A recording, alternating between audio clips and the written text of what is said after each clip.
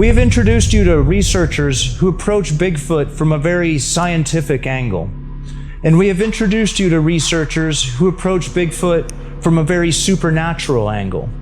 Now we're going to introduce you to researchers who approach Bigfoot as if they're going into combat.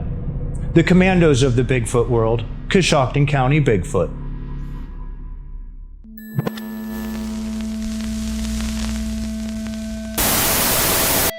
The time is now.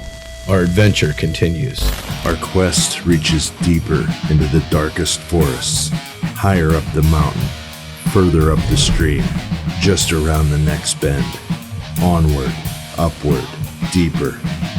Garnering the facts, wrangling the data, following the leads, building on the foundations of the knowledge of experiences had, using all tools available. Whether generations or days old, chasing the slippery tails, seeking out the legends. The quest for the elusive evidence never rests. The quest is eternal. Come join our journey. Become a fellow seeker. Sample the strange knowledge. This is Cryptovania.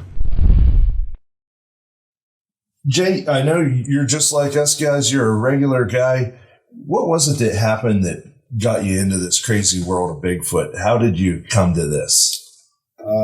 Mostly ginseng hunting. I was a ginseng hunter, and my brother always was a big believer in Bigfoot. And I never believed in him. And I had several strange things happen to me in the woods. Tree breaks while you're, out and over. You don't talk when you're ginseng hunting anyway. Right. Mostly quiet. And we'd have thumps on the ground. We'd have all kind of weird stuff. And I mostly got into it that way. It took me a long time to wrap my head around it until I had a sighting. And so I know I had the honor of going out in the woods with you, and you were naming every root, every plant, all the cohosh and all that. I know that you're super good at that. Was it a stunning, startling kind of thing? Like, did you have a visual? Did you have an audio encounter, or can you describe that first encounter? Well, the first encounter, I just had the tree breaks, the occasional wood knock, and people with me, that's Bigfoot. I said, there ain't such thing as Bigfoot. There's no Bigfoots around here.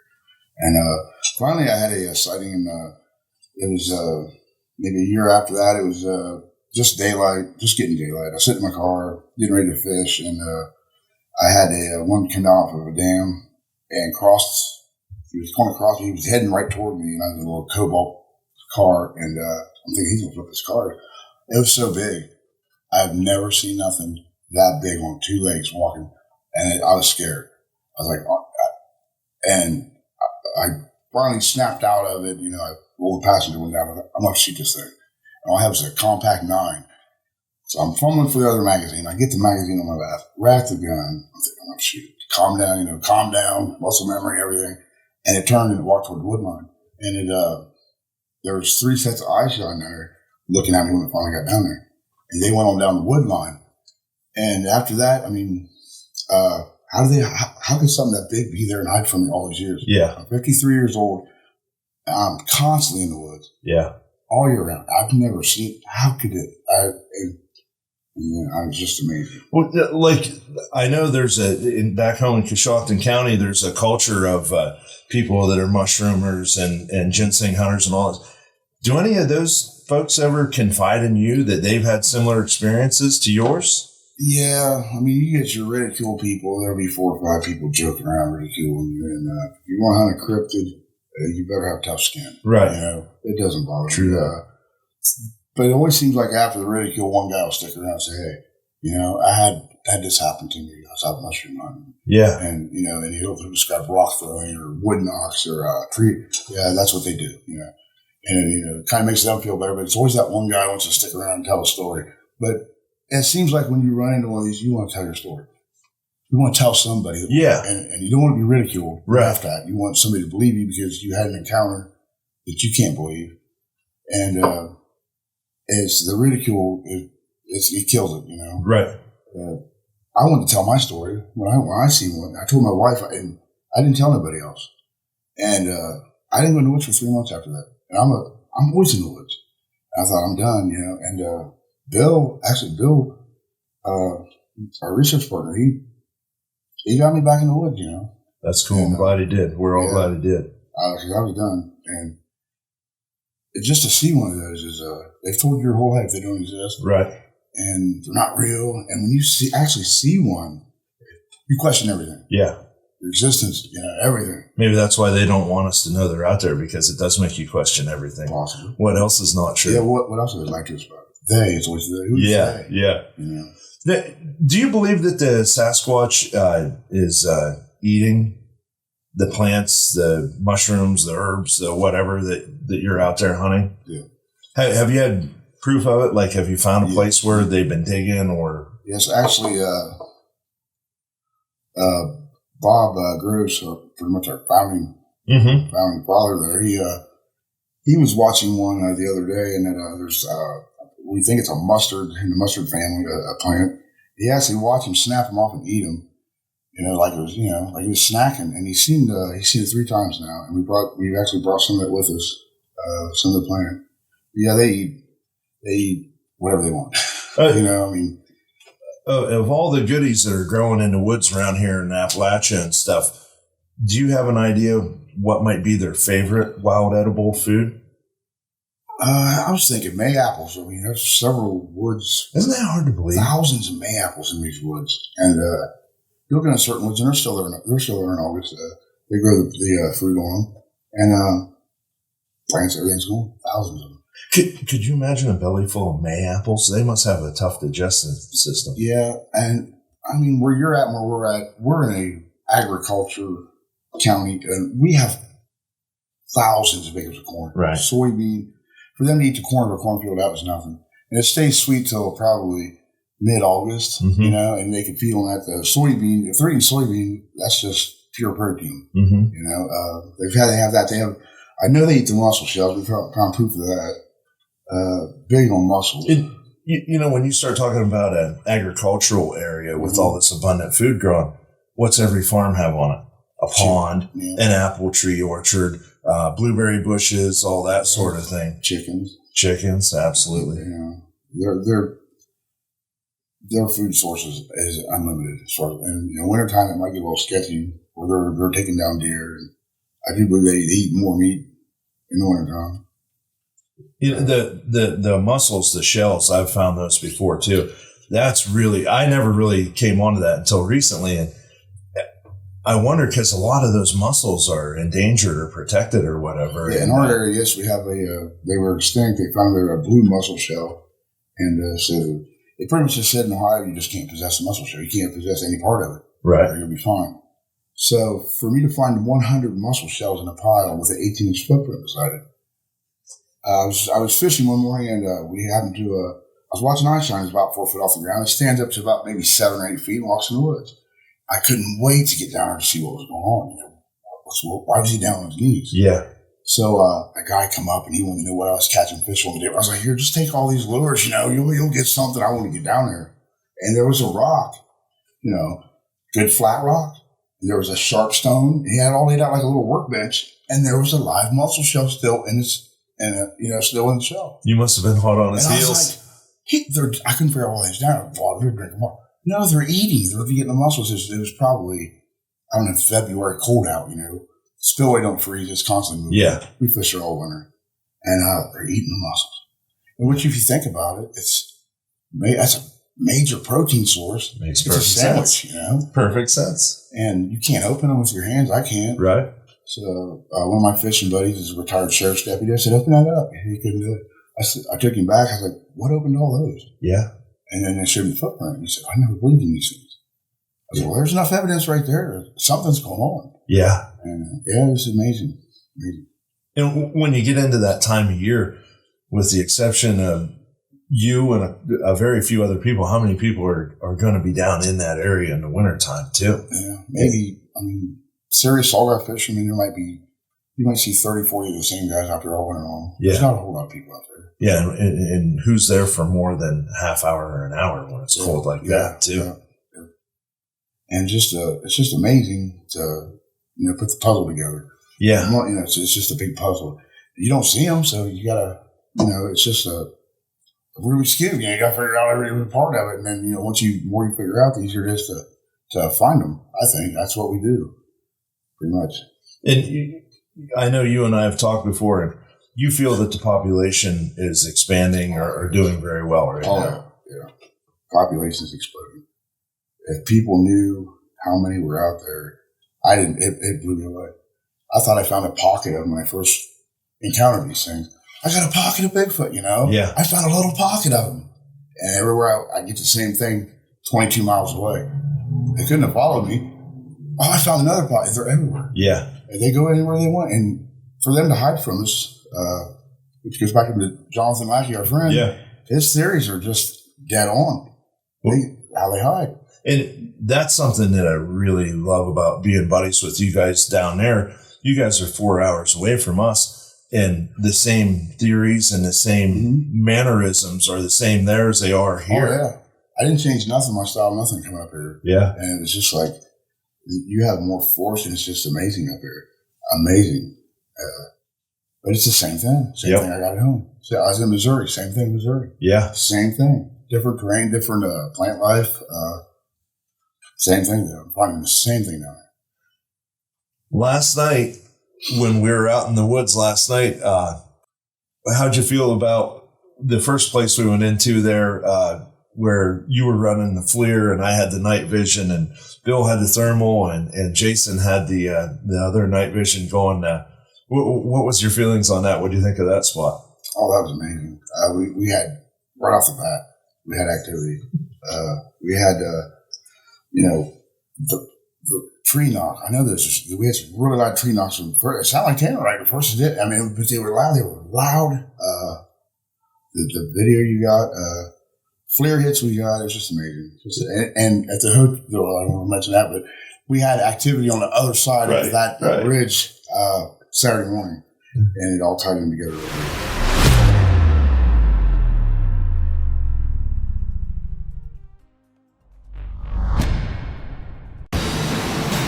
When you drive a car that goes over 300 miles an hour, you have to be able to trust your equipment.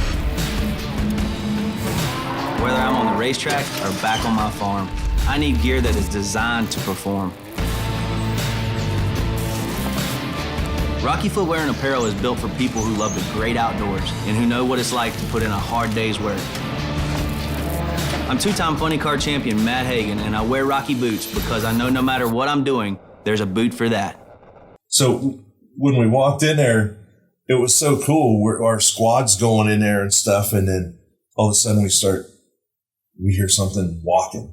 Then we hear something break, and we hear this, we hear that, and then it was like mayhem. Everybody's looking in every direction, and there's action going on in every direction. We got that FLIR video, and you were getting stuff or we got the night vision video, and you were getting FLIR stuff, and that was just awesome, man. I was like glad that we had a good night like that last night. Yeah, they kept saying, go to the left, Jay, go to the left for FLIR. And I'm already turned left, and I'm getting hits. I'm getting hits in front of me of two bipedal creatures. And, no, go to the left, Jay, go to the left. I don't realize that you're on something behind me more to the left. And by the time I got on it, I was just like, oh, wow, And we had our diehard Bills with us. Yep. Bill Welsh, man, I can't say enough about him. That's a good guy to have with you. If you want to run into some sketchy stuff, that's the guy you want beside you. Right? I couldn't agree with you more. He's amazing. And usually with him there, I don't worry. I have no worries. I have to say, walking in the woods at night with you guys last night, that was about the most safe and secure I think I ever felt doing what we were doing when we were surrounded by very probably creatures. Yeah, safety is our utmost concern. You walk around at night in the woods, you can run into several problems. Well, I felt pretty safe. There's an understatement. I felt pretty safe. Yeah, we're not out to hurt nothing or nothing. Right.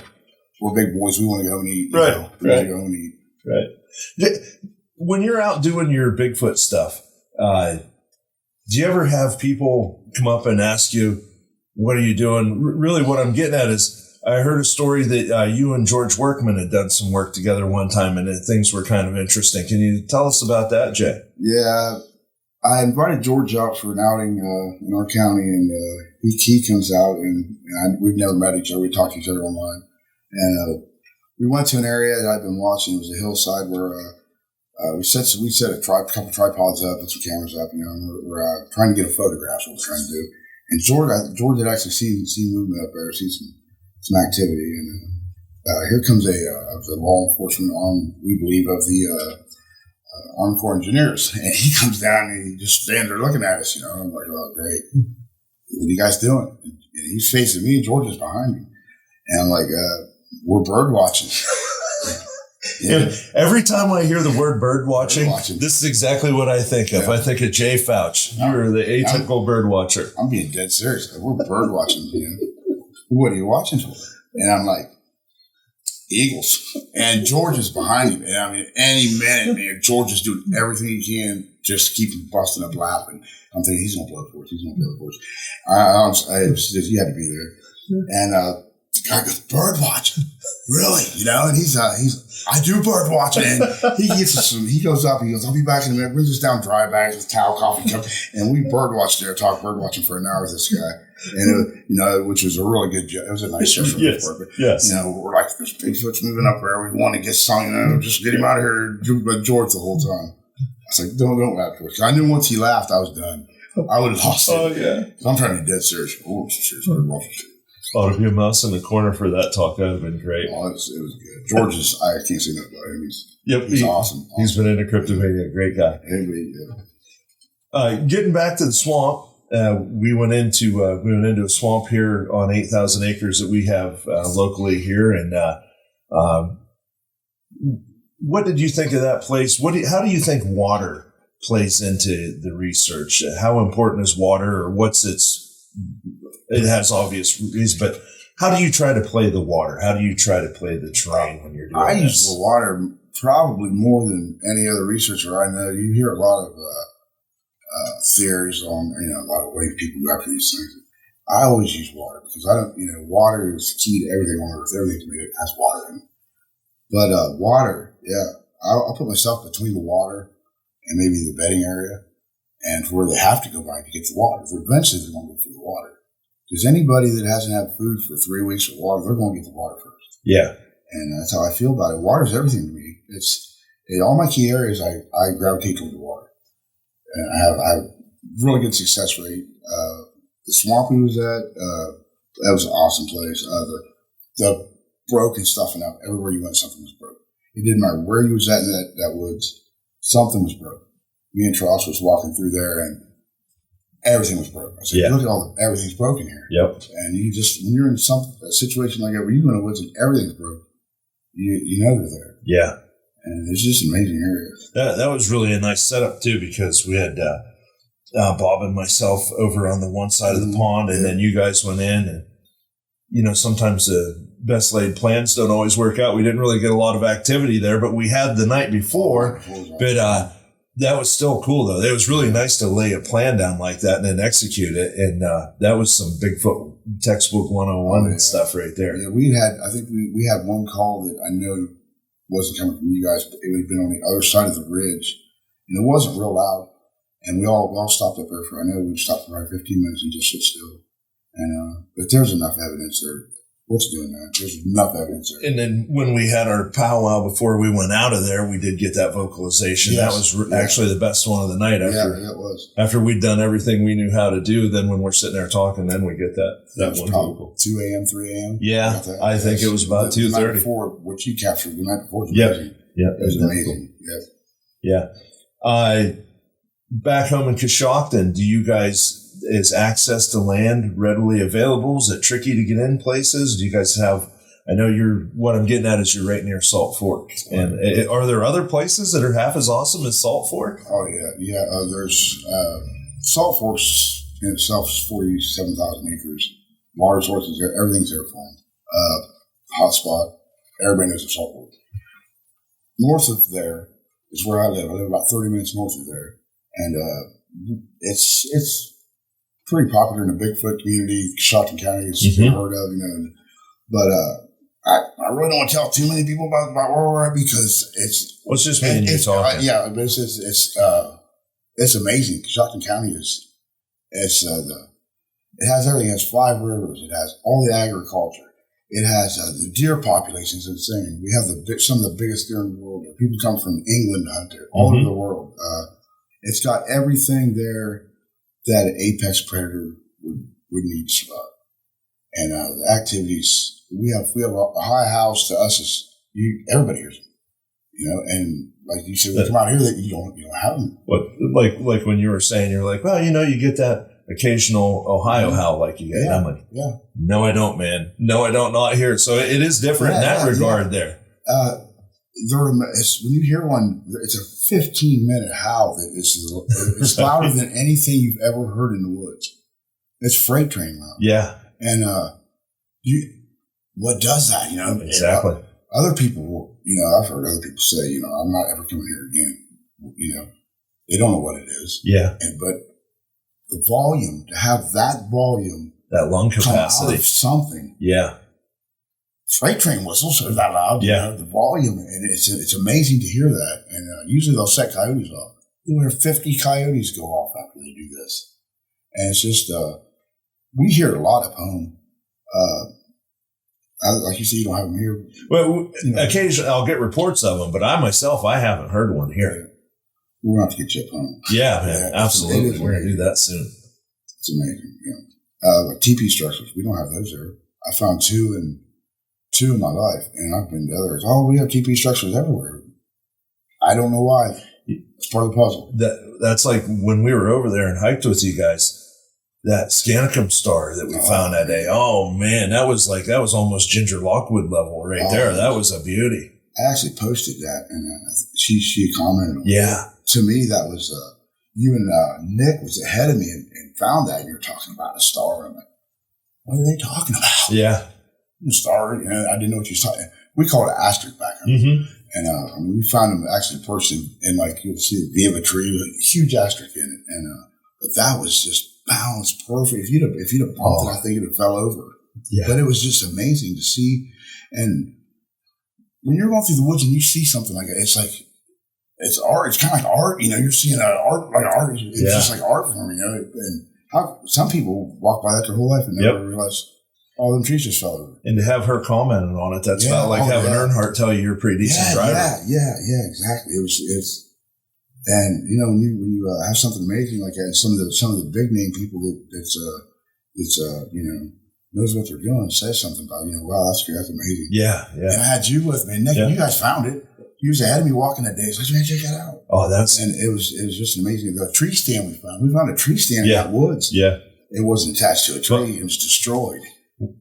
It absolutely was, and that was a heavy tree stand. That wasn't tried to straighten it down. It's like it wasn't moving. I forgot about that. That, and it wasn't like it hadn't been attached to that. Something ripped it down and just destroyed it. Yeah, and that thing was old school, twisted like a rag doll. Heavy duty, and it was like just that area was amazing in itself. Yeah, we had a great day. That was a great hike. Yeah, it was. I loved it. That's the part that I always remember is like as we're walking through, you're like, oh, blue cohosh. Oh, black cohosh. Oh, bro. I mean, nailing the mushrooms. You know your plants, my friend. Oh, yeah. You know your plants. Yeah, I raising 4 children.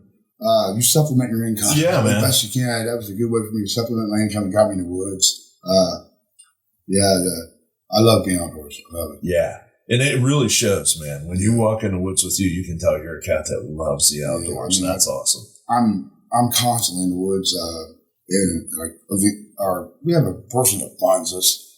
I mean, without him, he's Bob Gross. Yep.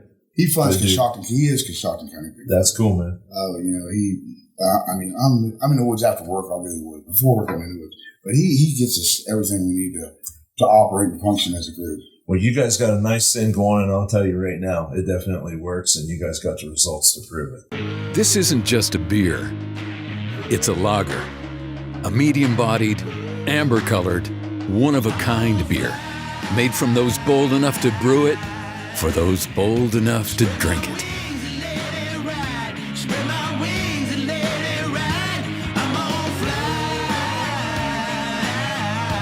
Tap into your inner eagle. Yingling Traditional Lager. Spread your wings. Back in the day, a fellow would hold the door for a lady and find ways to leave the land better than he found it. If we killed a deer, we didn't hoot and holler like rock stars. We honored that animal. I grew up with a bow in my hand, Fletch my own arrows, learned to mend a fence, track a deer, play the wind, work calves, build a blind, and break horses by the time I was 10. Have you been listening to me? Yes, sir. The greatest of inheritances aren't written in a will. That's country.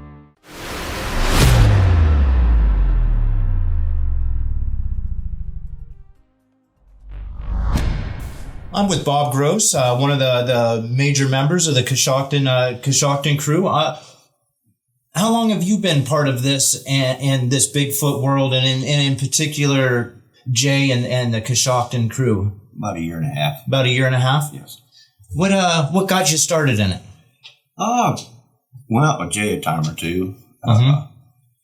He took me out to a couple places, and about the second time we got a lot of action. I actually got to see some. We didn't have much equipment then. We just had them night vision binoculars. That was enough. I could see what was going on. So that's kind of what led to where we're at today. And that, before you went out there, were you a believer, or were you kind of just going out, hanging out with your friend? Because a little of both. I was going out there to see things that Jay has told me and stuff. And I ran into a few things that just didn't seem right, beforehand. So I just kind of wanted to see what was going on, And after a couple trips out in the woods, you were hooked, huh? It only took about 2. Yeah. What would you like to see happen with the whole Coshocton crew as you go forward, and say next year and such? I'll maybe get just a pinch more equipment. We're set up pretty good right now. You guys are set up pretty fantastically. And, I like pictures, lots of pictures. And for the non-believers that like to give you grief, really? Oh, here, look. Yeah. So there's a little bit of a challenge there too, right? Basically, yes. Yeah. What's your favorite piece of equipment that you guys have? I'm not real sure. A couple of them I like that 10-mile scoop I got, and especially in the daytime. And you can see a long ways with that stuff. They're really plain. And then that kind of, with that, it changes the contrast, doesn't it? So it kind of is a lot different than looking through like a... You can also hook your phone up, to it to take pictures from a long distance and stuff. That's pretty sweet. Kind of a handy little tool. Yeah. That's one that you've had for a bit? Most of the stuff I've been buying for about a year. Some here, some there, depending on the price of it. The Fleur was one of the last ones we got there. And just, I kind of think like an investigator. If I was going to hunt you down, if you was a criminal, what kind of tools would I use to do this with? And that's kind of, unless it's a big purchase, and I'll ask Jay, you think we ought to buy this or not? Yeah. It's kind of how we go about it. That's pretty awesome, actually, and it's pretty fun to, Yeah. It's kind of like it's kind of like Squatching's kind of replaced big game hunting, and it's got a lot of the same principles, even with the equipment. I remember, I'd really like to get a Weatherby rifle, and but it's off the. I buy this stuff, and they kind of learn to use it. I just purchase it, And the only one we ain't used much of right now is my drone. I got a drone with camera and everything. Oh yeah, but we haven't used it much yet. What kind of drone you got? It's just a regular 4-motor wireless. Yeah, brush. Nice. Have you messed around with that yet? No, I let Jay do all that stuff. I understand. And here you go, Jay. I have one that I picked up, and I spent a bit of money on it, and it's been an adventure, and you make a lot of mistakes with it. And most of the equipment I buy is outdated military equipment. Okay. And if it was good enough for them, then definitely do what we're using it for. Yeah. And it seems to work out pretty good that way. Yeah, and there's a little bit of a military feel to what you guys do too, and how you set about your business, and that fits right in there. The other night when we were out at the wildlife refuge, you stayed behind with Tommy Cooper on that deck. And then what piece of equipment were you using while we were off going up there? Did you have a piece of equipment you were shooting with? Oh, it was he was using that Bushnell, wasn't he? They had the other guy was out there with me and Tommy. Nick was out there. Nick was using it. Yeah. Okay, excellent. I was just using my eyes and watching around. Excellent. And how have you enjoyed this stay here in Cryptovania? The guys have done us great. kind of feel like home here, you know. It's awesome. It's been, you know, a nice experience. That's what we're shooting for. That it's been a very cool brotherhood from very early days of both Coshocton and Cryptovania. Yeah. We've had a lot of interaction back and forth, and it's been a good time as both of our groups kind of expand and get busy and get some results. I really appreciate the hospitality, you know, and put us up in a decent place and everything. It's pretty nice. Awesome. And you even you guys even seen some activity from the hotel, didn't you? We have. Yeah. That's kind of been a common thread with a couple of our guests. It seems like maybe Squatch likes to welcome people to Cryptovania. Yeah, it's a possibility. Excellent. And if you find that definitive proof, it really doesn't end the game, does it? Not really, no. You want to. It's kind of like a sickness. You want to see more. You want to do more. So excellent. Well, thank you very much, Bob, and thanks for coming out, and thanks for all the work you do out in Coshocton. And it does feel like a brotherhood, and sort of, that's really cool. All right, thanks, man. Yep, no problem.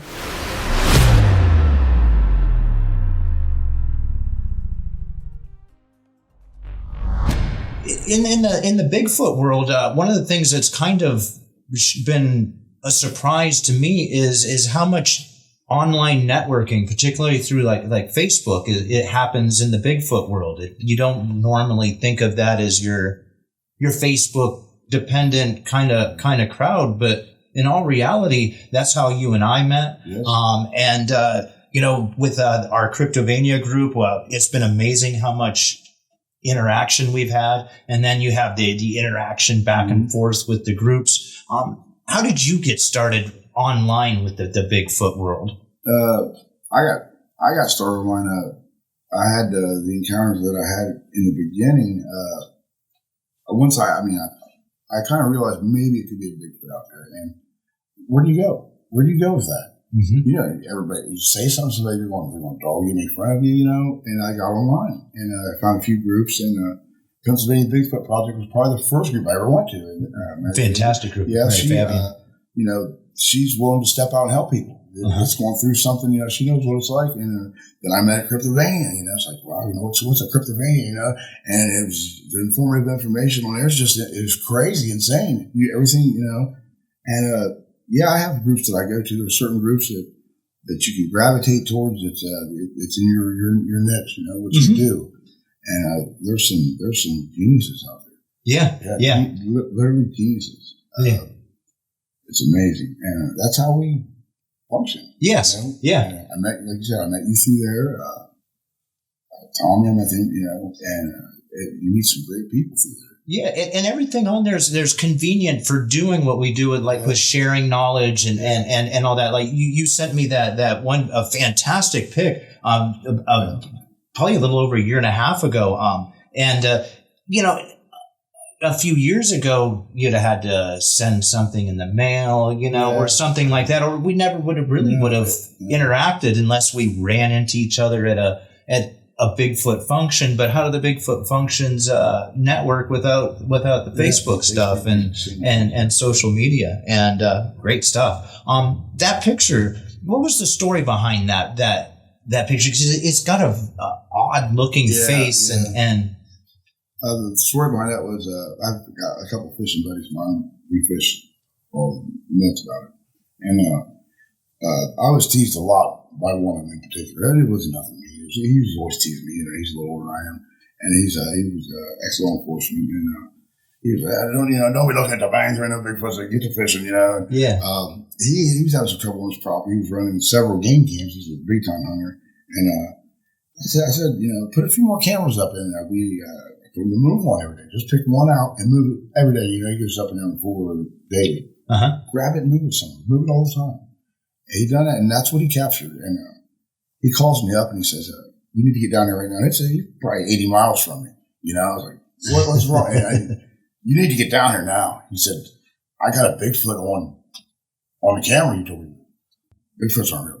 He's like, get down there now. You know? And I was teasing him, and it's amazing. It's an amazing picture. I actually talked to Melba Ketchum on it. And whether you like her, hate her, believe her, or whatever, she said that she thought it had dwarfism. It's an odd looking creature. Yeah. But it has arms. It is. I did a comparison photo. I'm actually bigger than it. I'm not, the muscles on that thing's insane. I mean, muscular wise, it is insane how big it is. Yeah. And she thought that it showed signs of dwarfism, which, you know, if it has human genes, it could carry the bad human traits we have. You know.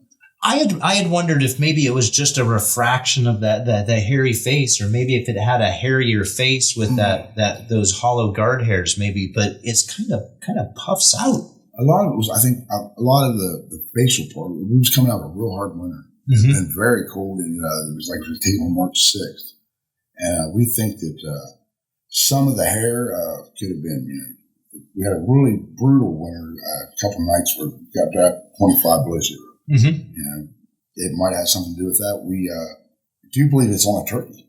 It captured a turkey there. The camera had no infrared on it. It was disabled. And, we think it can see infrared. We have evidence of that. We've used infrared before, and they've shied away from us. So you disabled the infrared on that? There was no infrared on that camera. And we ran real-time camera, trail cameras, infrared cameras, non-infrared cameras. I think there was 25 cameras on the property at the time. Wow. Yeah, it was amazing, yeah. That's a well-canvassed... Yeah, he usually runs 20 just for hunting anyway, so he loves his hunting. And it worked out real well. When that was just a game cam that took that picture then with the disabled infrared. Yeah, excellent. You've also been messing around with that one Canon camera of yours, and you've developed a technique where you're using a contrast or a lack of contrast to grab eye shine. That's awful startling. Yeah, I noticed when I first got into this.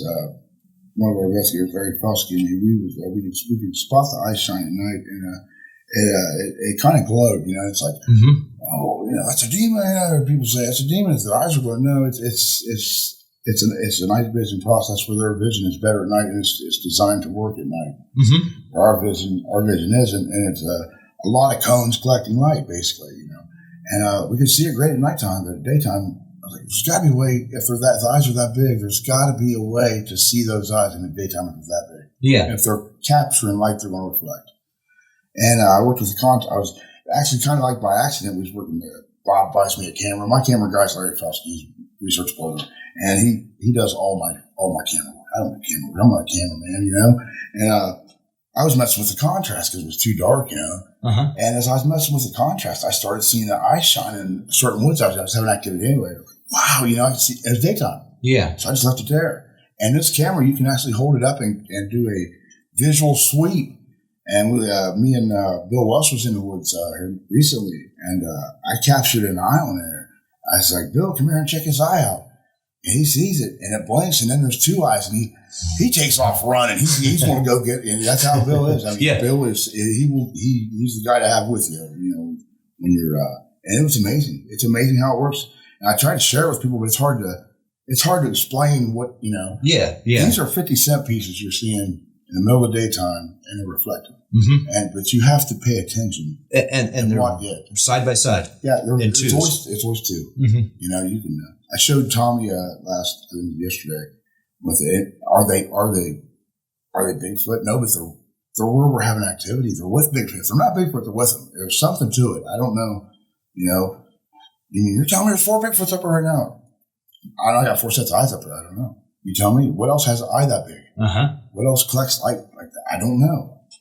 I have so many questions that I have more questions than I have answers. Yeah, and it seems like you keep getting more and more. And then I put that I work with Jonathan Lackey's work on his hair is he's a genius. You know, it's amazing. You know, you put all that together, a little puzzle, and that highlight and shine. They can hide. Yeah. That's how they do it. And I experienced Bill charging forward very early when we went out around the one side of the pond, and I was kind of nervous, and I was like, well, what's going on? And then all of a sudden he's like, you guys wait here, and straight forward he goes. That's and you know, and I was like, these guys are intense. And we're going home.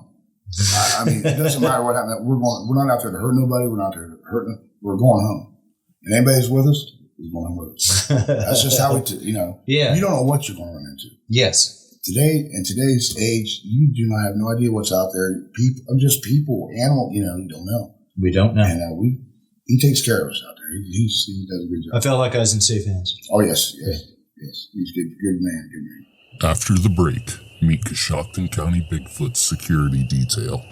Bill Welsh, the most armed man to ever grace Cryptovania Studios. Hi. I don't do a lot of public appearances, or any, actually, but this has been bothering me. These are two 65-quart coolers. Oddly, this cooler only holds 52 quarts. And what is this, a toggle? What's a toggle? Is that a word? Is that a board game? Now this is a latch. A serious bolted-on latch. Handle? No, this is a rope on a stick. This is something you give a puppy. These are handles. 1 of 2 sets, actually. Stainless steel hardware, 2-inch insulation. Man, it's quiet in here. This thing is built like a tank. Ice up to 10 days. Guaranteed for life. That's a really long time. So, what's it to me? Well, somebody put my name on one of these, and, I'm no pelican. They didn't ask. They didn't come to me. This is an insult. Very insulted. Very insulted. Yeah. More at pelicanprogear.com. Bring it. You can get a cushion for this. Bill, I got to tell you, I've had the good fortune to walk in the woods with so many people, and some people don't want a phone or a camera to be there. Some people don't want any guns to be there. We ourselves, we usually go in. We're usually always armed. We carry some pistols and whatnot. But I got to tell you, your game is lit. I have never felt safer walking in the woods at night than I did last night with you guys. This little beauty that you got here, can you tell us exactly what this is and how it operates? It looks like it can do about anything there is. It's just a AR pistol I put together pretty much just for this. Wanted something with a little more firepower, so it's a 300 blackout, a little larger caliber. Could you hold that up so the camera could see that? That is a slick machine right there. It's handy. Yeah. Now, it's a working tool. You've got this chicken McNugget cooker here on the end of it, that light there that I've never seen a light that small that was that bright before. It's 2100 lumens, so you can't shoot it if you can't see it. So that's what it's there for. That's a good philosophy to have. Some of the other stuff on here, we've got the scope, what could you say about any of that stuff there? It's a simple red dot optic. Mm-hmm. When you're out in the dark, you can't see fixed sights, so it has an illuminated red dot inside, so you can always see it. She's nice and short, telescopic stock on it. Actually, no, it's fixed. It's fixed, okay. With a pistol, you can't actually have a telescoping. Good point. Stabilizer. It's not even a stock, but anyway. And the caliber on this? 300 blackout. It's 30 cal. Oh, man. I've been kind of put in the position I provide security, so I needed something to provide security with. Oh, that was really a reassuring feeling last night when we had stuff happening all around us. I was like, yeah, we're good, man. We're going to be all right. This is all right. Everybody's armed, and we got our head security man over there, and I think he's got us pretty well covered. I know I experienced when we're in the woods together, it's very much has the vibe of what I would imagine a small army platoon or a military unit is. It seems like everybody has a job to do and everybody knows where to go. And that's a nice way to walk through the woods. It was when you're in, especially for you guys, you're in woods you've never even seen before. And we could walk in there and feel pretty confident, I felt. Right. I have a feeling you guys are well versed in how all that works. We do spend some time in the field, so. Yeah. Have you ever had anything that you would call like a close call with that where you're just about ready to start blasting you ever get rushed or anything like that? To be perfectly honest with you, since I've been out here doing this, and I've only had this now for about a month, but even prior to that, I always have a handgun on me all the time. I've never even drawn my handgun yet. Some of the guys I've been with, they're kind of getting into freak out mode and have been. Mm-hmm. I don't know. I think I'm a little bit more calm than most, and I haven't had that. I haven't been that scared, even in situations where I'm being pushed out and screamed at and crap thrown at me. Mm-hmm. So, well, I have to really give it to you. This has really changed my opinion on things. Yes, that machine there has, but with that in that thermal imaging, holy cow! The thermal game changer. I call it the D-liar. Yes, because you can.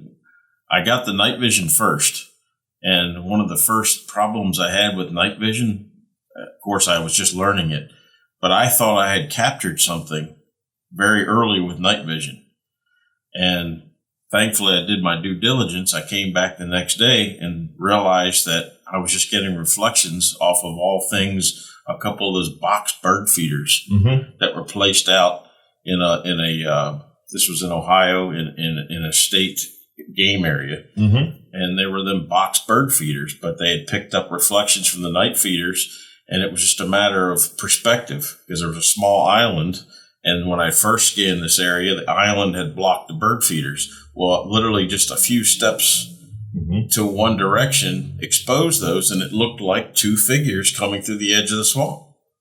And it kind of freaked us out. We packed up and left that area. Came back the next morning and realized our mistake. So I started looking for something beyond just the night vision. Yeah. Well, and there's no shame that you guys packed up and left for the wrong reasons. At least you came back and found out what was going on. Well, I know last night when we were walking in the woods and we come onto that water tank and stuff, boy, that thing just wham, there it was. And it was back in behind the brush. And you literally, like you told me, and I agree, you're not going to hide from that. Can't hide your heat. Oh, my. Yeah, that's something I'm going to be getting my hands on here real soon. I really like that. But you've got a lot of miles in with Jay and these guys out doing this. Is there an area that has been your personal favorite that you've had a chance to work in? Do you like the northern more climate, or do you like the southern more climate, or where do you feel most at home at doing this? Right in Coshocton County. That's where we're getting the most activity. Everybody likes to talk about going out to Salt Fork and such. I think there's too much pressure there. I've really not had anything that I can contribute to Salt Fork. Get a little bit away from Salt Fork and we're getting plenty of activity. But yet, if you look at a topographical map and you see how the land's laid out, where the areas we're in, it's the same patch of woods at Salt Fork. Yeah. It's just we're where people aren't. Less activity. And I really strongly believe these things are geared to activity. If you put pressure on them, they're moving.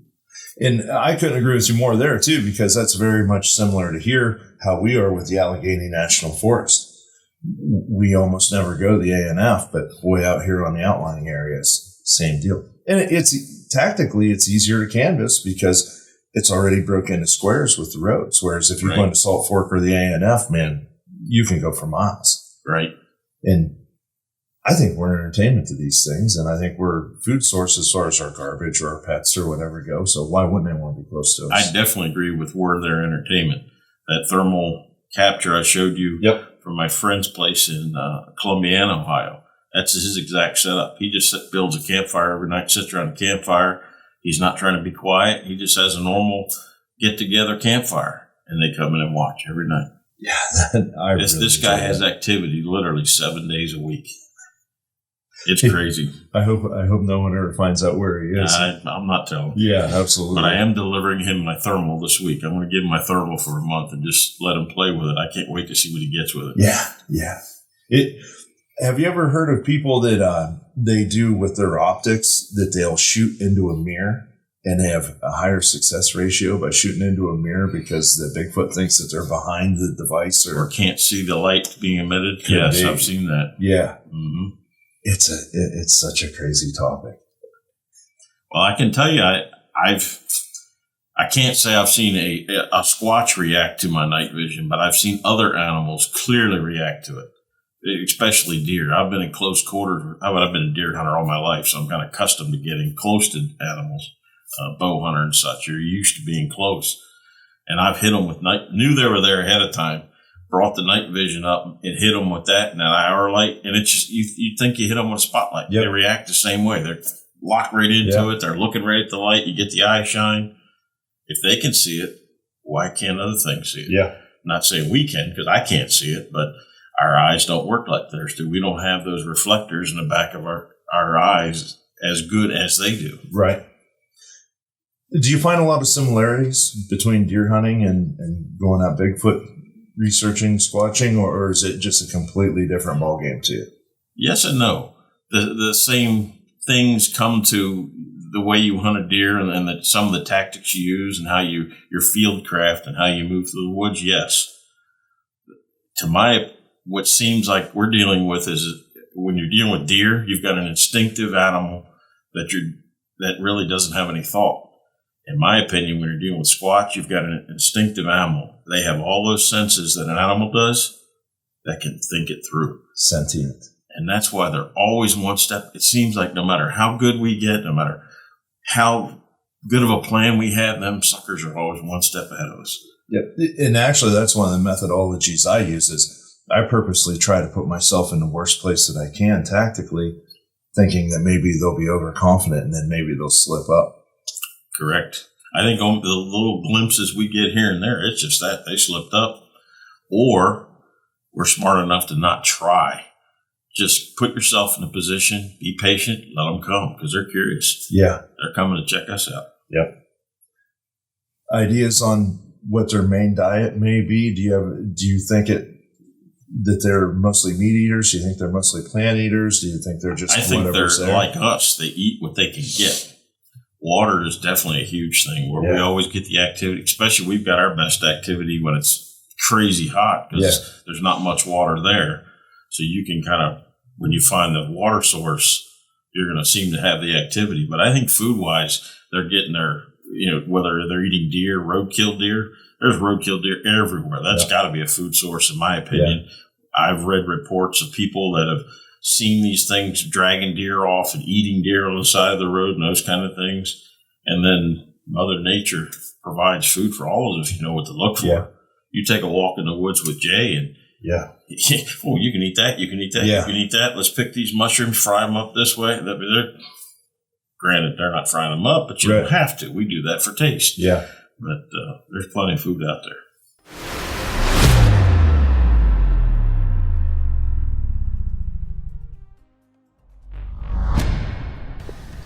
What's that noise? You brought the band again? Sure did.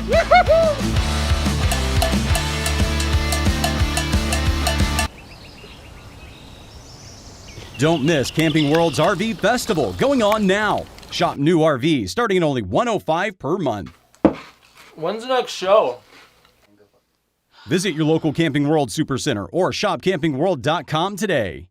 Roku is the simplest way to stream entertainment to your TV the way you want. There's a box, there's a remote, and instantly you have access to over 1,000 channels.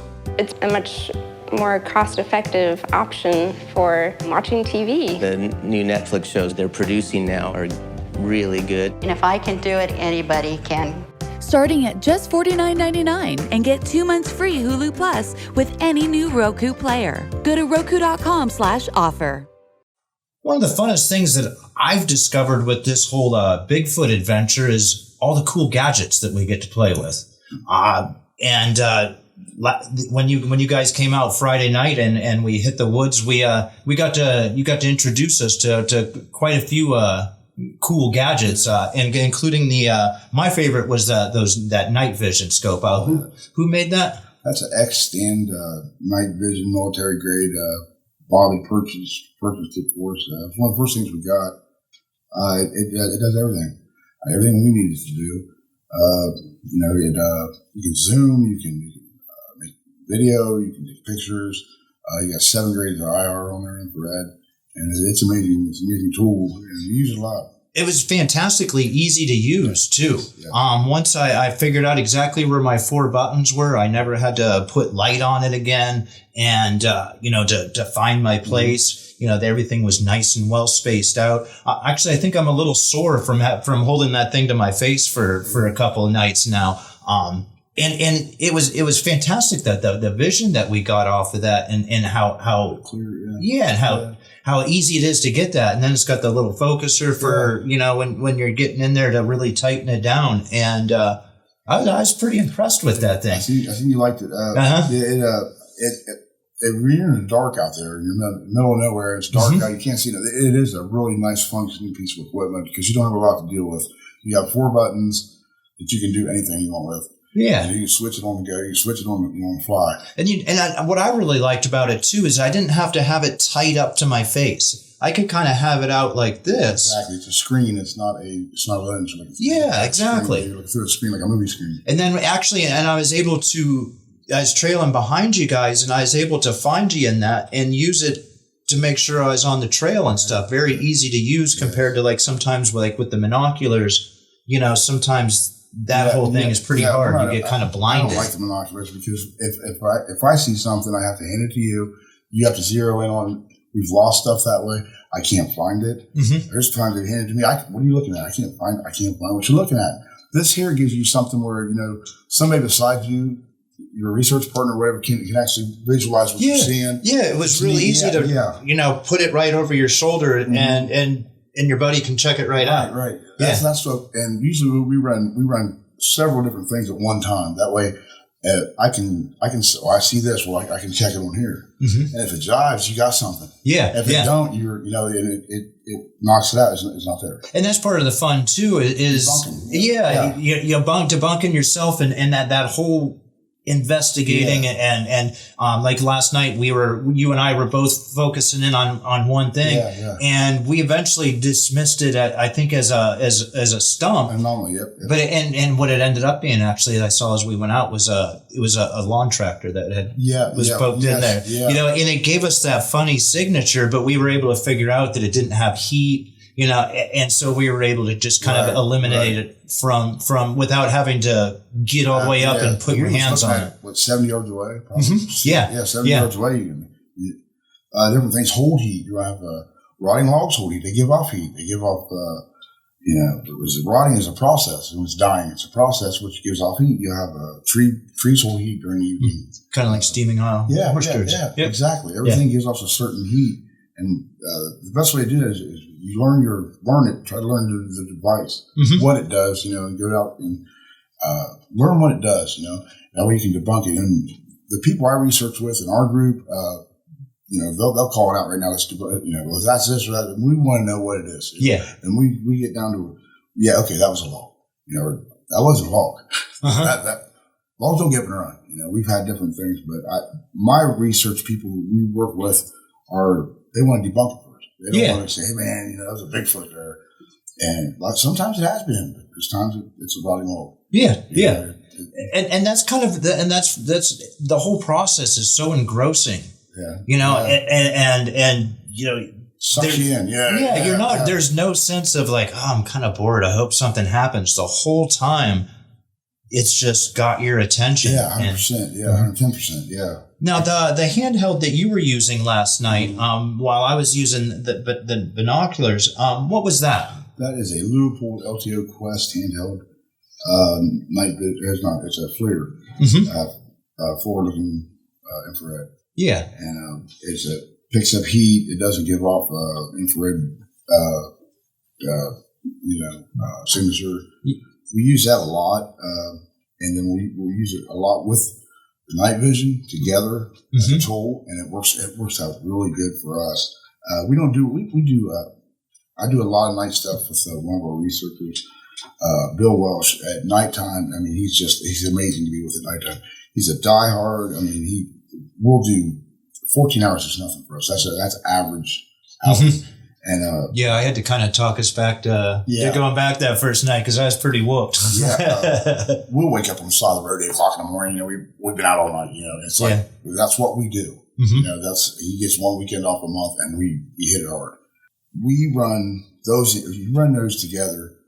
If I hit something if it's not there on the night vision, and it's on the flare, you're up.